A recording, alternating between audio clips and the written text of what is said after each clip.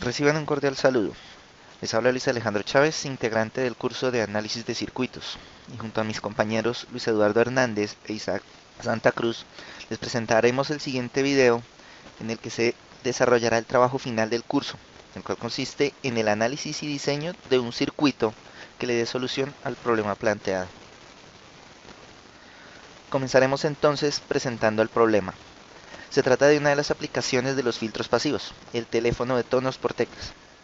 Como se ven en las imágenes, el teclado de este teléfono cuenta con 12 botones dispuestos en filas y columnas, y cuyo arreglo otorga 12 señales distintas, junto a 7 tonos divididos en baja y alta frecuencia. En el desarrollo de nuestro trabajo, nuestra misión es calcular y diseñar un filtro pasabanda para la identificación de cada tono, tomando como base un circuito RLC en serie y una resistencia estándar de 600 ohmios. Bueno, al comenzar nuestro análisis, empezamos teniendo en cuenta que en un filtro pasabanda la frecuencia de resonancia es el fenómeno entre elementos reactivos, como los inductores y capacitores, que hacen que la reactancia tenga un determinado comportamiento de acuerdo a la disposición de los componentes del filtro. En el caso que nos ocupa, al estar en serie, esa reactancia se anula. El valor en hercios de esta frecuencia corresponde a los datos ya entregados por el problema, que son las 7 frecuencias altas y bajas que se generan en cada tono.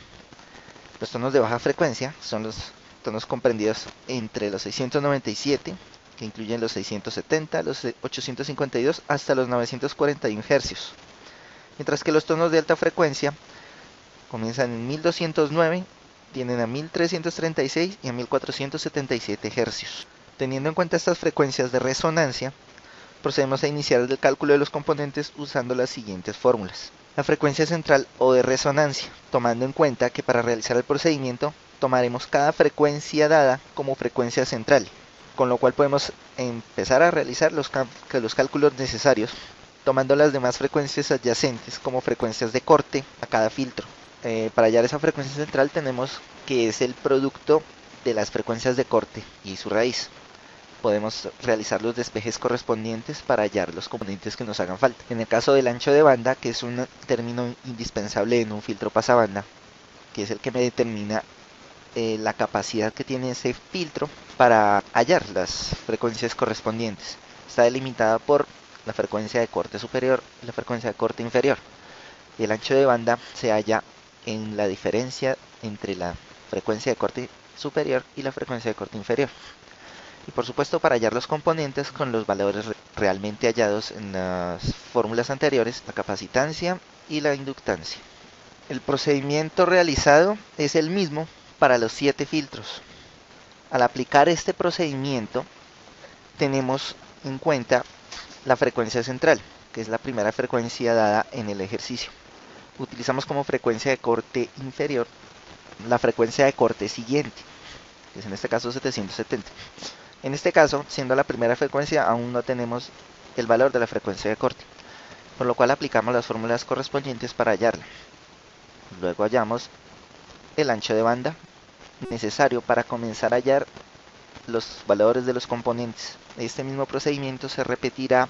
Al terminar este procedimiento, en cada filtro hemos hallado los valores correspondientes. Tenemos un valor de capacitor, un valor de inductor correspondiente a cada frecuencia de corte. Lo que nos queda por hacer es una comprobación de estos cálculos realizados, obviamente montados en un circuito, y para ello utilizaremos el Proteus 8. Ya tenemos acá el circuito donde hemos montado los filtros correspondientes, son 7 filtros, y con los valores que nos arrojó los cálculos.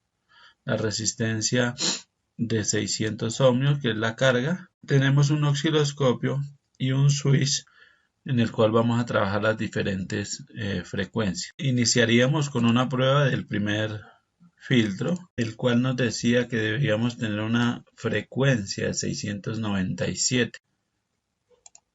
Y vamos a ver qué nos pasa en el circuito. Vemos la señal de entrada, la cual le tenemos 5 voltios, y ahora vamos a poner el primer filtro y vemos que efectivamente el valor de la onda tenemos 4.8 voltios por arriba de los 70.7 que nos dice para que esté pasando este tipo de frecuencias. Vamos a hacer una prueba con una frecuencia inferior a los 630, que es la frecuencia inferior que nos dio para el primer circuito.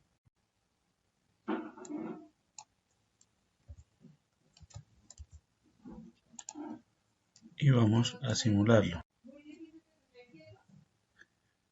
Con 620 vemos que la onda se quedó atrasada y nos muestra un valor de 3.4. El valor de voltaje para que estemos el 70% son 3.55 voltios, lo que quiere decir que ya nos salimos del ancho de banda en el cual vamos a trabajar, que sería desde los 5.55 voltios por acá y 5.55 por acá. Ahora vamos a hacer una prueba con una frecuencia superior a los 770, que es la segundo límite de frecuencias por alto. Y vamos a simularlo. Vemos cómo la onda se desplazó, la onda de salida, que es la azul, y aparece en un valor de 3.3 voltios, lo que quiere decir que se salió del ancho de banda que nos va a dejar pasar el filtro. Lo que nos quiere decir que los valores para este filtro están correctos. Si queremos hacer una comprobación de todos los valores que tenemos en los diferentes filtros, podríamos ir colocando las frecuencias y habilitando los switches para comprobar. Vamos a hacer una pequeña comprobación. Tenemos otra frecuencia que es la de 941, por ejemplo. 941. Vamos a habilitar acá y vemos cómo estamos con un valor de 4.8 que estaría dentro del rango del ancho de banda que estamos manejando con este filtro. Si utilizamos cualquiera de los otros filtros, vemos que estamos por fuera de los 70.7, que serían, aquí tenemos un valor de 215, aquí tenemos un valor inferior, que sería el 105, o sea que ninguna otra frecuencia se nos va a entrar en el ancho de banda que utilizamos para este filtro 4.